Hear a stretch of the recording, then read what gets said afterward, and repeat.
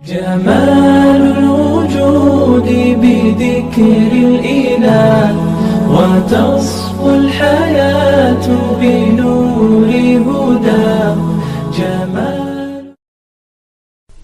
چونکہ اللہ تبارک و تعالی نے مسلمانوں کو یہ فرمایا تھا کہ یہ یہودی لوگ جو طرح طرح کی سازشیں بھی کر رہے ہیں اور اسلام کے خلاف پروپیگنڈا بھی کر رہے ہیں اور اسلام کے خلاف طرح طرح کے شبہات بھی لوگوں کے دلوں میں پیدا کر رہے ہیں اور یہ چاہ رہے ہیں کہ کسی طرح جو لوگ مسلمان ہو گئے ہیں وہ واپس کفر کی طرف چلے جائیں، تو آپ اس وقت ان کی طرف دھیان نہ دیجیے. آپ فی الحال اپنے کام میں لگے رہیے. فی الحال ان کے ساتھ جنگ یا لڑائی کا کوئی موقع نہیں ہے، اور ابھی اللہ تعالیٰ کی طرف سے یہ حکم نہیں آیا کہ آپ ان کے ساتھ جنگ کریں یا لڑائی کریں یا ان کو اس قسم کی سازشوں کی سزا اس دنیا میں دیں. اس کا موقع کبھی آگے آنے والا ہے. اسی لیے فرمایا تھا حتی یاتی اللہ بامرہ، کہ اللہ تعالیٰ اپنا فیصلہ لے آئے. تو اب اللہ تبارک و تعالیٰ فرماتے ہیں کہ مسلمانوں سے خطاب کرتے ہوئے کہ اب تم اپنے کام میں لگے رہو، جو کہ جس کام کا حکم دیا جا رہا ہے وہ اپنے زندگی میں اختیار کرو، اور فی الحال ان یہودیوں سے تعرض چھوڑ دو.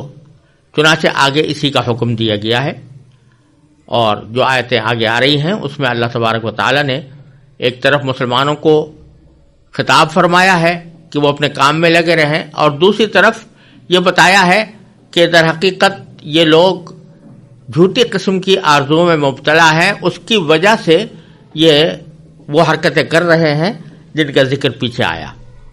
چنانچہ اگلی آیت میں اسی کا بیان ہے. باری تعالیٰ فرماتے ہیں اعوذ باللہ من الشیطان الرجیم بسم اللہ الرحمن الرحیم وَأَقِيمُوا الصَّلَاةَ وَآتُوا الزَّكَاةَ وَمَا تُقَدِّمُوا لِأَنفُسِكُم مِّنْ خَيْرٍ تَجِدُوهُ عِندَ اللَّهِ إِنَّ اللَّهَ بِمَا تَعْمَلُونَ بَصِيرٌ. وَقَالُوا لَن يَدْخُلَ الْجَنَّةَ إِلَّا مَن كَانَ هُودًا أَوْ نَصَارَىٰ تِلْكَ أَمَانِيُّهُمْ قُلْ هَاتُوا بُرْهَانَكُمْ إِن كُنتُمْ صَادِقِينَ. بَلَىٰ مَنْ أَسْلَمَ وَجْهَهُ لِلَّهِ وَهُوَ مُحْسِنٌ فَلَهُ أَجْرُهُ عِندَ رَبِّهِ وَلَا خَوْفٌ عَلَيْهِمْ وَلَا هُمْ يَحْزَنُونَ.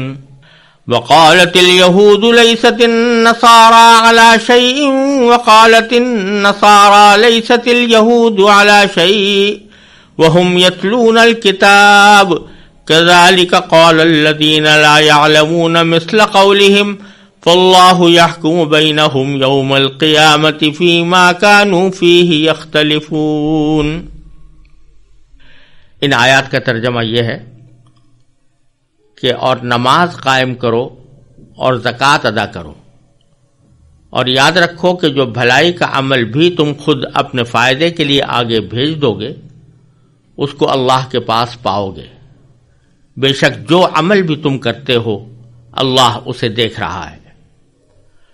اور یہ یعنی یہودی اور عیسائی کہتے ہیں کہ جنت میں سوائے یہودیوں یا عیسائیوں کے کوئی بھی ہرگز داخل نہیں ہوگا. یہ محض ان کی آرزوئیں ہیں. آپ ان سے کہیے کہ اگر تم سچے ہو تو اپنی کوئی دلیل لے کر آؤ.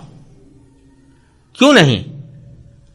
جو شخص بھی اپنا رخ اللہ کے آگے جھکا دے اور وہ نیک عمل کرنے والا ہو اسے اپنا اجر اپنے پروردگار کے پاس ملے گا، اور ایسے لوگوں کو نہ کوئی خوف ہوگا اور نہ وہ غمگین ہوں گے. اور یہودی کہتے ہیں کہ عیسائیوں کی کوئی بنیاد نہیں، اور عیسائی کہتے ہیں کہ یہودیوں کی کوئی بنیاد نہیں، حالانکہ یہ سب کتاب پڑھتے ہیں. اسی طرح وہ مشرکین جن کے پاس کوئی علم ہی سرے سے نہیں ہے انہوں نے بھی ان اہل کتاب جیسی باتیں کہنی شروع کر دی ہیں. چنانچہ اللہ ہی قیامت کے دن ان کے درمیان ان باتوں کا فیصلہ کرے گا جن میں یہ اختلاف کرتے رہے ہیں. سب سے پہلی آیت میں اللہ تبارک و تعالی نے مسلمانوں کو یہ حکم دیا ہے کہ وہ فی الحال یہودیوں سے لڑائی وغیرہ کا خیال دل سے نکال کر اپنے کام میں لگیں، اور ان کاموں میں سب سے پہلے اقیم الصلاح کا ذکر فرمایا اور پھر آتوا الزکاۃ، یعنی نماز قائم کرو اور زکوٰۃ ادا کرو۔ یہ جملہ اقیم الصلاح اور اسی طرح آتوا الزکاۃ یہ قرآن کریم میں بہت سی جگہوں پر آیا ہے، اور اس میں مسلمانوں کو نماز قائم کرنے کی اور زکوٰۃ ادا کرنے کی تلقین فرمائی گئی ہے، بلکہ اس کی تاکید فرمائی گئی ہے۔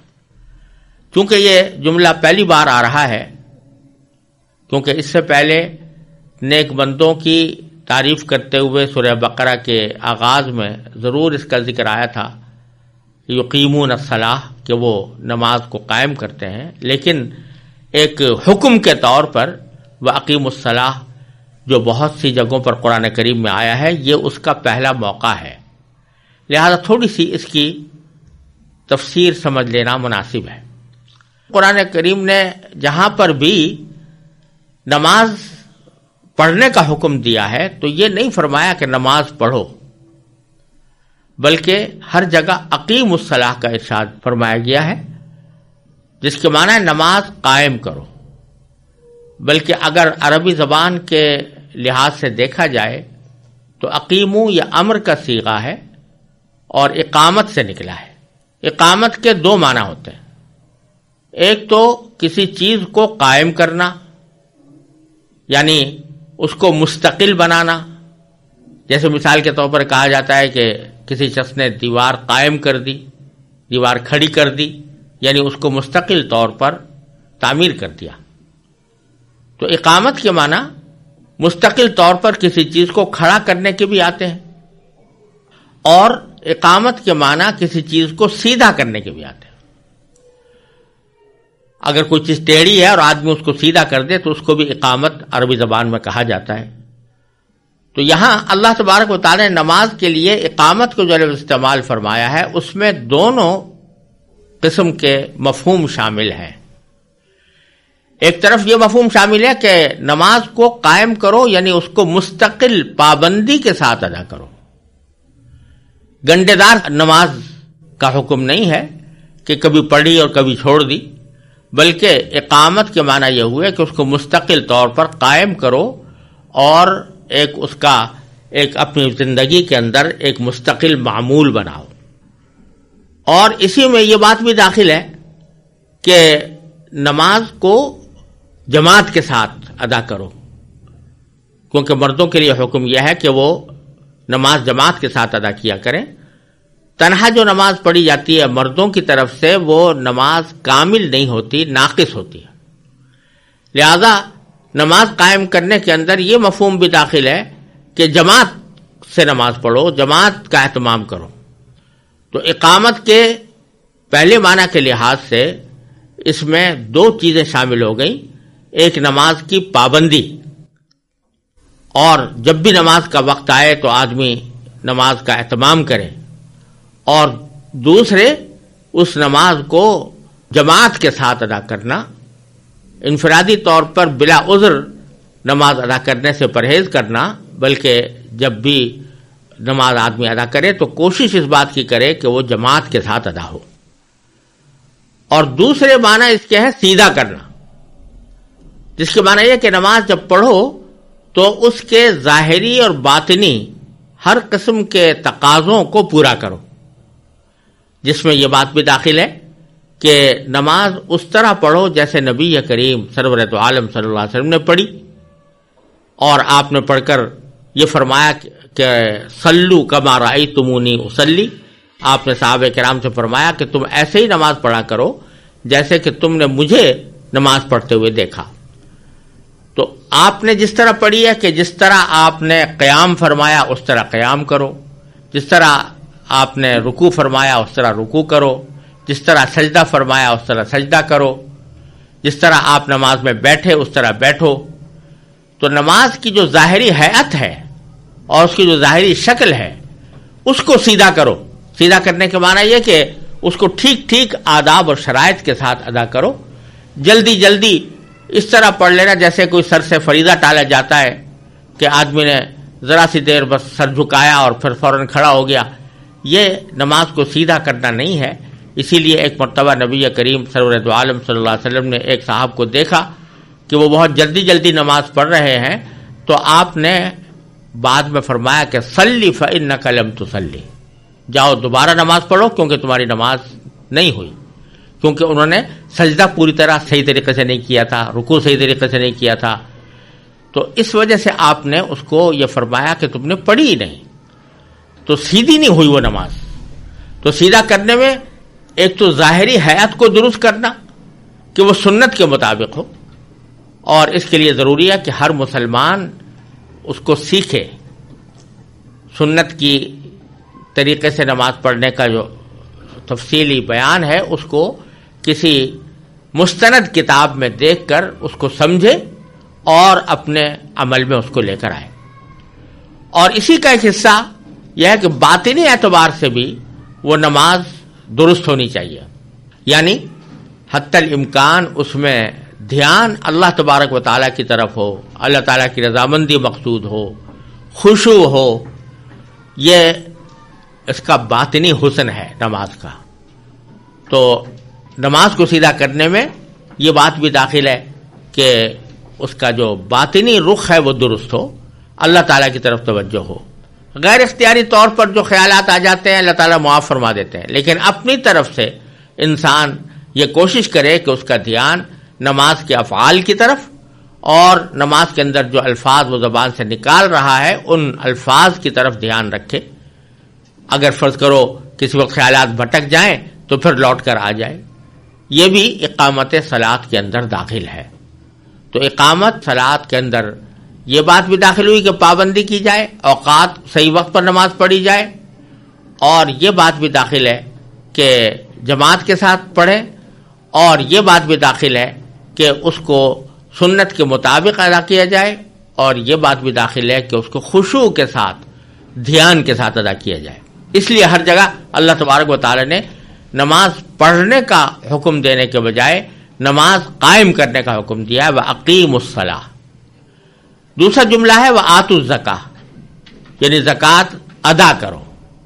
یہاں پر بھی زکوٰۃ کو ادا کرنا کا لفظ استعمال فرمایا ہے. مطلب یہ کہ جس طرح زکوٰۃ نکالنا ضروری ہے اسی طرح یہ بھی ضروری ہے کہ جب آپ زکوٰۃ کسی کو دے رہے ہوں تو اس بات کا اطمینان کریں کہ واقعتاً یہ اس زکوٰۃ کا مستحق ہے اور یہ صحیح جگہ پر پہنچ رہی ہے. تو زکوٰۃ کے ادا کرنے کا بھی حکم اس طرح دیا گیا ہے. بہرحال ان دونوں جملوں سے یہاں پر مقصود یہ ہے کہ فی الحال تم اپنے کرنے کا کام کیے جاؤ، اور وہ کام یہ ہے کہ اقامت صلاۃ کرو اور نماز زکوٰۃ ادا کرو. اور یہ آپ قرآن کریم میں بہت سی جگہوں پر دیکھیں گے کہ جہاں اللہ تبارک و تعالیٰ کسی دشمن کی کارروائیوں کا ذکر فرماتے ہیں تو اس کے بعد بکثرت یہ جملہ آتا ہے کہ اقیم الصلاۃ، کہ نماز قائم کرو. اور بظاہر اس میں یہ اشارہ ہے کہ تمہارے جتنے بھی دشمن ہیں جو دین کی وجہ سے تم سے دشمنی رکھتے ہیں وہ تمہیں اللہ تبارک و تعالیٰ کی مشیت کے بغیر نقصان نہیں پہنچا سکتے. لہذا اگر تم اپنے کرنے کا کام کیے جاؤ اور اللہ تعالیٰ کی طرف توجہ کرو، اور جب تمہیں کوئی اندیشہ ہو تو اللہ تبارک و تعالیٰ کی طرف رجوع کے لیے اللہ تعالیٰ کے سامنے ہاتھ باندھو اور نماز ادا کرو، تو اللہ تبارک و تعالیٰ اس کی برکت سے تمہیں انشاءاللہ اس مشکل سے نکال دیں گے اور دشمنوں کی ان سازشوں سے تمہیں نجات عطا فرمائیں گے. تو یہاں پر بھی اللہ تبارک و تعالیٰ یہودیوں کی سازشوں کا اور ان کے پھیلائے ہوئے شبہات کا ذکر فرماتے ہوئے فرما رہا ہے کہ اس وقت تو تم درگزر سے کام لو، کوئی دنیاوی طور پر ان کو سزا نہ دو، لیکن نماز کی طرف متوجہ ہو جاؤ. کیونکہ جب اللہ تبارک و تعالیٰ کو راضی کرو گے، اللہ تبارک و تعالیٰ کے ساتھ تعلق تمہارا مضبوط ہوگا، تو اس کے نتیجے میں اللہ تبارک و تعالیٰ کی طرف سے مدد آئے گی، اور حتیٰ یاتی اللہ بامرہ، یعنی اللہ تعالیٰ اپنا فیصلہ لے کر آئیں گے اور صورت میں تمہارے دشمنوں کو شکست کا سامنا کرنا پڑے گا۔ تو اس سے یہ بات بھی معلوم ہو رہی ہے کہ جب کبھی مسلمانوں کو مشکلات درپیش ہوں، عمومی مشکلات، اجتماعی مشکلات، تو اس کا بہترین حل ایک یہ بھی ہے کہ بندے اللہ تعالیٰ کی طرف متوجہ ہوں اور نمازوں کا اہتمام کریں۔ اس میں فرائض بھی داخل ہیں اور نفلی نمازیں بھی داخل ہیں، جس میں نماز حاجت ہے۔ مثلا نبی کریم صلی اللہ علیہ وسلم نے تلقین فرمائی ہے کہ جب تمہیں کوئی حاجت پیش آئے تو اللہ تبارک و تعالیٰ سے اپنی حاجت مانگنے سے پہلے 2 رکعتیں نماز حاجت کی نیت سے پڑھو اور پھر اللہ تعالیٰ سے مانگو۔ اور حدیث میں بھی آتا ہے کہ نبی کریم سرور دو عالم صلی اللہ علیہ وسلم کو جب کوئی پریشانی ہوتی تو فوراً آپ نماز پڑھتے تھے۔ حدیث کے الفاظ یہ ہیں کہ اذا حزبہ امر فزع الی الصلاۃ، کہ جب آپ کو کوئی پریشانی پیش آتی تو آپ جلدی سے نماز کی طرف متوجہ ہوا کرتے تھے۔ تو یہ سبق بھی اس آیت سے ہمیں مل رہا ہے کہ جب کبھی کوئی پریشانی پیش آئے تو رجوع الی اللہ کا اہتمام کیا جائے، اور نماز کا اس میں خاص طور پر ذکر فرمایا گیا ہے۔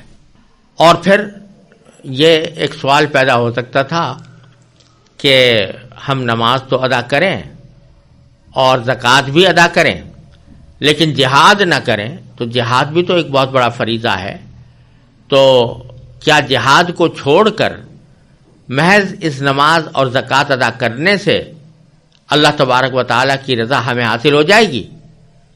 تو اس کا جواب اگلے جملے میں دیا جا رہا ہے۔ اللہ تعالیٰ فرما رہے ہیں کہ چونکہ ابھی تمہیں اللہ تعالیٰ کی طرف سے جہاد کا حکم نہیں دیا گیا ان یہودیوں کے خلاف، لہذا یہ نہ سمجھو کہ جہاد کے بغیر جب تم نماز روزہ کرو گے یا زکوٰۃ ادا کرو گے تو اس سے تمہیں اللہ تبارک و تعالیٰ کا قرب یا اس کی رضا حاصل نہیں ہوگی، بلکہ حقیقت یہ ہے کہ وَمَا تُقَدِّمُوا لِأَنفُسِكُم مِّن خَيْرٍ، تم اپنے فائدے کے لیے جو عمل بھی آگے بھیجو گے، یعنی اللہ تبارک و تعالیٰ کے پاس تمہارا وہ عمل ذخیرہ ہوگا آخرت کے لیے، تو تجدوہ عند اللہ، تم اس کو اللہ کے پاس پاؤ گے۔ وہاں جا کر تمہیں پتہ چلے گا کہ یہ نمازیں، یہ روزے، یہ زکوٰۃ، یہ صدقات جو تم یہاں کر رہے ہو بظاہر کتنے ہی معمولی نظر آتے ہوں، لیکن اللہ تبارک و تعالیٰ کے ہاں جب پہنچو گے تو ان کا بہت بڑا عظیم ذخیرہ تمہیں ملے گا۔ اور ان اللہ بما تعملون بصیر، بے شک اللہ تبارک و تعالیٰ تمہارے ہر اس عمل کو دیکھ رہا ہے جو تم کرتے ہو، لہذا کسی بھی عمل کو حقیر نہ سمجھو اور کسی بھی عمل کو یہ نہ سمجھو کہ اس سے کیا فائدہ ہوگا۔ اللہ تعالیٰ چونکہ ہر عمل کو دیکھ رہا ہے، لہذا ہر عمل کا مناسب صلہ اللہ تبارک و تعالیٰ کی طرف سے تمہیں ملے گا۔